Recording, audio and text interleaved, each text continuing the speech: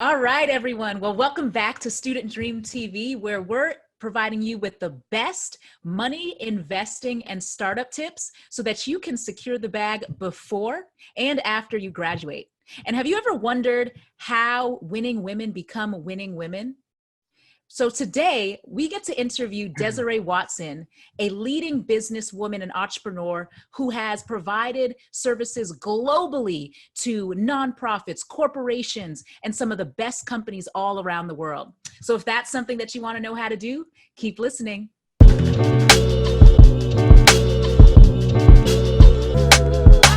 All right, everyone. We are here today with the Desiree Watson. I cannot be more excited to hear from her on how to become a leading women in business. So Desiree, thank you for being here with us today. Oh, I am so honored to be here, especially with you, Nina, and your awesome platform. As of course I have mentioned many times, I'm the winner here. Honored to be with you. You never cease to amaze me with just your humility and generosity, Desiree. So thank you. Oh, you're so kind. Thank you. So I'm so excited to talk to you today. We're going to go over some of the best pieces of advice that you have for both men, but also women when it comes to leading businesses, driving change in the corporate space and just in the wellness space at large. And so let's just start with hearing a bit about who you are, Desiree. I want to introduce the community to your awesomeness. So can you briefly just share us who you are, where you're from, and what you do? Okay. Well, I'm originally from New York, upstate New York, and then New York City, and then New Jersey, but born and raised in upstate New York, Western New York. And I am my mother's child. I know you hear that a lot, but we absolutely gain information from our first mentors. And generally, that's either going to be a parent or a relative, if you can. And in my case, it was my mom. And she and my dad had 16 children. So I'm a product of one of 12 women. So wow, let's go. Yes, it should, I mean, where else would I be but to support women, right? Yes. I have to. Although doing so many other things, I always include supporting women because I think my mom would come down and tap me a bit and say, what are you doing? Supporting women. Mm-hmm. That is what you've built your career off of, supporting women. And so talk to me, what are the top 3 ways to support women that you've done in your career? So I think, and it's also my belief, when you're in the business of the world, so to speak, as a woman, you really need 3 areas. You need to build your brand around 3 areas. And there may be many more, but these are my 3. I had to be sure I constantly focused on community. And of course, business is always there. So it's community, it's the give back to community. And that means reaching back to yet others. Like always supporting others, yes. And of course, the obvious is paying it forward as well. But don't forget about your community. It doesn't matter if you decide to move your office to London, you still have that community. The other is when you think in terms of being grounded, you can clearly just think very calmly and easy of, I need my business. I need technology and design, which a lot of that is due now, but business, technology, and design. If you focus on 3 areas of business, technology, and design, it'll be easy to reach back to your community to help and support in any way. So if you get the village together, a group of women together, or guys, but if you get that group together, most likely 1 or 2 or even more maybe engage with business, technology, and design. And this is what our communities need right now, very strongly, because even today with our crisis, Right. we need those three platforms. Wow. We need business and corporations to really look at, what am I doing? And I know it's a little scary at times, like, Absolutely. oh my gosh, I've got to pivot here, I've got to pivot there. But if you stay focused on those three, you can't help but to, after being on lockdown for so long, you can't help but to go forward if you have a message around those three. And then I can't stress community enough, because your community is also your employees, you know, your employers. Everybody will need to be on that page, so to speak. So I try to, when building a brand or brands, because a few, you know, I really try to focus on all of that. Yes. You know? Yeah, all of that. I think that's tremendous. Yeah. And I believe there was a third, right? So we talked about, you said reaching back to the community, technology, business, and design. What's the third? Yes. The third, very strongly, being grounded in faith. Ooh. And that is the God of our understanding, or, you know, wherever you are in the world, it's the God of our understanding. However, being grounded in faith and in speaking, you know, faithfully, you know. Wow. And that's difficult sometimes, very difficult. If you're at a round table, or if you're doing speeches, or you're mentoring, or wherever you are in this whole business world, or you're building a brand, you may lose that sight. And I'm here to tell you, it absolutely makes all the difference in the way we move forward. It really does. You need to find that center, find that focus. Being grounded. Mine just happens to be faith.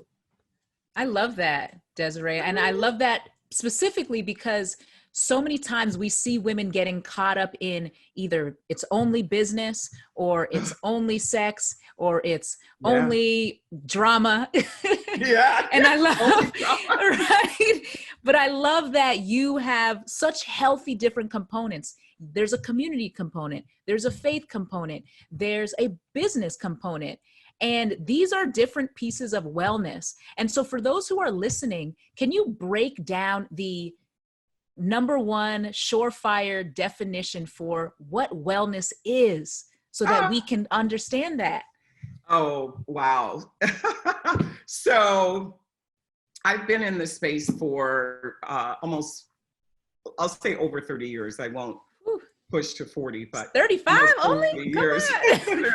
Got when she was 5 years young. Let's go. Okay, I'll take that. Thank you. Well, you know, that's wellness. You have that wellness glow. I'm gonna take that too. See, this is why I love being with Student Dreams and Nena. Okay. And this is what we do for each other.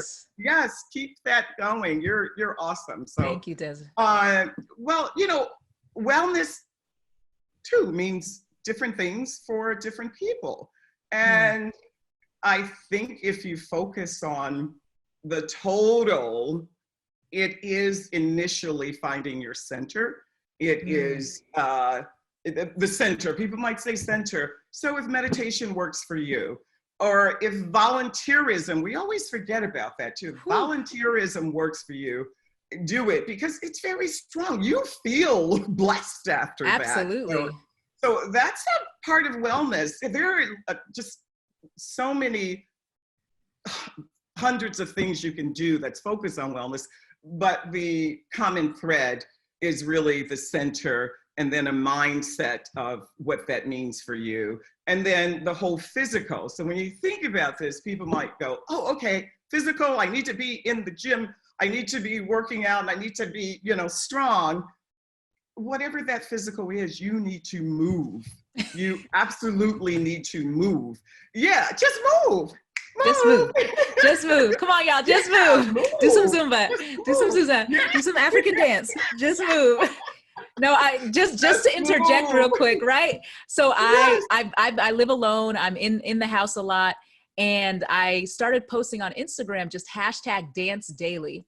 So I play music a lot, and I just was moving, and literally I felt the rise in my spirit. Yes. And so one of the Yes. two things that I do every day, and I just posted on Instagram because people have to see good news, is hashtag Yeah. dance daily and hashtag laugh Yes. daily. It makes such a Oh, difference. it makes all the difference in the world. And I'll tell you, I take that with me wherever I go. It doesn't matter what advisory board I'm serving on, global advisory Yes. board. One in particular is the Global Wellness Institute. I served on that for, I think, about 2 or 3 years. And we were in Singapore in October. I had suggested maybe a year before that or two, and I was saying, where's the music, you know? Wow. And oh my goodness, in Singapore, they delivered. GWI and GWS Global Wellness Summit, they delivered. We danced. We had Nice. just the most amazing time. And so when you think about a platform, an incredible platform like that, where there's 600 delegates from around the world and, you know, over 100 different countries, Yeah. you think, wow, we've been doing this for some time, but where is the dance? And wow, people were out dancing, and you could just see and feel the difference because they're in the wellness industry, and now they're dancing. So Yes. that night and the next morning, you know, people are hugging because, to your point, it just uplifts you. You're hugging. So granted, we have some amazing fit professionals, but if you're moving, walking, dancing, and walking is the #1 physical exercise that really is the help for everybody, you know, if you can walk. But just to speak to physical, in pivot to those that are in need, there are amazing dance instructors like Sabatino Verleza, who just happens to be John Travolta's cousin, but he says, oh, yeah, I grew up in Italy. He says, I'm from Italy, but you know what? I'm not sure if I've seen John Travolta, but it's supposed to be my cousin. So I said, I think he probably is. You're such an amazing dancer. So he actually trains dancers in wheelchairs as well, so they can move. But he does so many dance platforms around the country that and outside of the country that helps people. So find what you need, and you don't have to necessarily pay the high expenses for the gym. But oops, I shouldn't say that, because right now we need you to buy those gift cards. I don't own a gym, but true. I'm saying a lot of these platforms do need you to buy those gift cards, but do what you can at home. MLR, my living room. Right. So just move. And again, wellness is different things to different people. And for everybody listening, I want to know what is wellness to you? Let us know. I love that. Okay. Yeah, really for everyone listening, because it's important to know that, yes, we want you to start a successful company. Yes, we want you to pay off all your debt and invest in the stock market and build wealth so that you can support yourself and your community and your family. But we want you to make sure that you have your health, because health is wealth and your wellness is wealth. So let us know, what are the components of your wellness? Let us know in the comment section. I am telling you right now, it's the whole physical, but I can break it down. I love to box. And now that we're on lockdown, I do Pilates Monday through Friday at 4 o'clock. So I have to go. 4 o'clock, Monday through Friday, virtual Pilates. I absolutely love to walk. And when I'm walking locally, I need some hills, you know, I go up and down, but I absolutely love those 3 things. And then the 4th, if I were your age again, I'd be out there. I love cycling. Ooh, that's a beauty, yes. I used to do so much cycling before the unfortunate, which is the back injury. Because you may have people on here that said, listen, how am I going to build anything around that with, you know, certain client base? Find what you need. It is available. So with my back injury, I just pivot to, like, I do the boxing because it allows me to stand still, but intentionally holding my core in while I'm boxing it out. So it definitely is something physical. The mindset has so much to do with who you surround yourself with. Whew. And it also has a lot to do with just, this is me, who you do business with. Because if you have the mindset of calm, being grounded in faith or the God of your understanding, I can assure you, if you're seeking business or at a round table, there are people that need the same. If they don't have it, they need it, they want it. So don't discount them. The only way you can discount them is not to go forward being grounded in faith or the God of your understanding, because you are definitely going to be around people that resist. Right. They resist, but guess what? I'm here to tell you, they don't exist as strongly because everybody needs it. They don't exist as strongly if you show up with it. You're not turning around, they're not pushing you back. No matter what they say, no matter what they do, you're going forward because you're grounded. That is so important. Grounded. You find what you need to be grounded. I love it. I love it. And so you have over 30 years of experience, Desiree, working and building a global health and wellness company. So I want to spend some time on how in the world were you able to build this global health and wellness company? Because there are a number of our listeners, our young people, our college students, maybe high school students listening to this, maybe their parents listening to this, wondering, man, health and wellness is so important. We've seen it now more than ever, especially in communities of color who have been so affected by this pandemic, right? Talk to us, and maybe they're interested in starting that juice shop or starting that so necessary, some sort of health and wellness company. How did you build a global health and wellness company? What are the 3 steps, the 5 steps you took? Well, I'm going to try and stay away from the steps for a minute, because whatever I say, you grab what you need. And this is not legally bound. That's true. It's just me sharing my experiences. So keep in mind, this is a $4.7 trillion business. It's still going, not my business, but it's a global industry now. And say that one more time for the people in the back. I'll say it with you. Global industry. The 4.7 trillion global industry now. And keep in mind that years ago when I began to engage on the wellness level, I didn't necessarily look at it as an industry. I looked at it as a need, and I can't focus on need enough, because for so many years we've always spoke about, oh, I want this, I want that. No, it's the need, and that's what Wellness Interactive is about. Find what you need. And so back then, there were things that I needed. So right down to,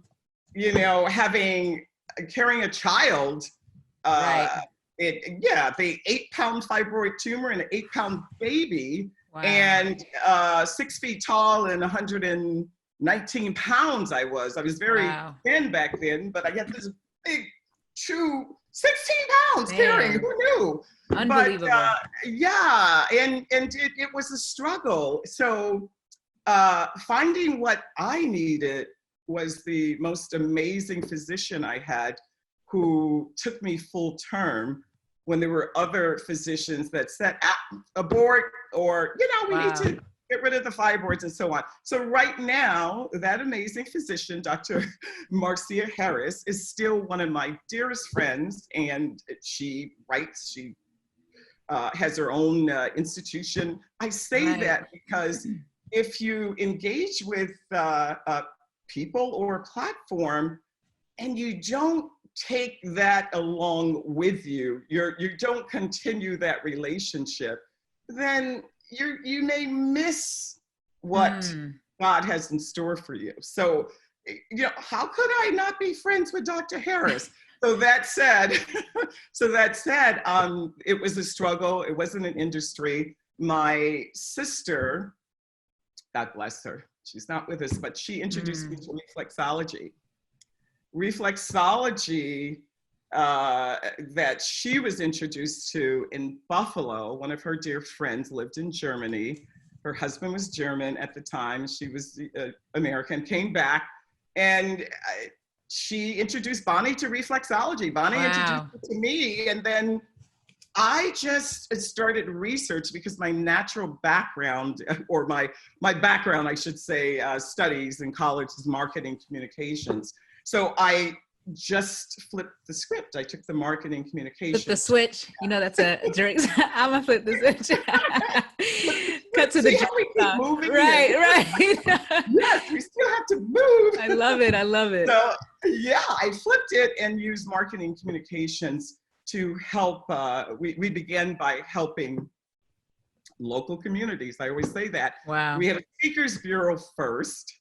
And the Speakers Bureau, we would travel. It didn't matter where. And it was just a few. I would call people. It was that simple. Can you do this? Because I knew they had the message. So we would go to schools, churches. I'm trying to think if we've been to synagogue. I'm not sure. But we went everywhere. We even went to, we did a whole presentation out in the parking lot of a church, It didn't matter. And what I thought was important as well, at the time, I served, and I still serve on the advisory board for the United Nations Association New York, and I serve on the National Council of the United Nations Association. And so that's important because when you're building communities, and if you're focused on that, along with you have your business, you're still focused on community, you take all of that with you to the community. And so as the Speakers Bureau, I just tapped into what I thought people needed. And we began there. And then as we pivot into the next direction, it was a brick and mortar. And so I opened our office in New Jersey. And then I opened Wellness Lounge, which is one of our signature brands. And the rest is just history. But I must say though, Nina, I have to say it. So when you ask the question, how did you do this? Ironically, every man that wanted to ask me a question, and I'm exaggerating, not every man, because they have asked me questions, but most of the men would ask me, well, how did you do this? Well, how did you get into this space? And that is, but I'm glad in 2020, women and men are able to say, help us understand. Yes. But, in the past, when I was asked that question, it was almost as though, how are you here?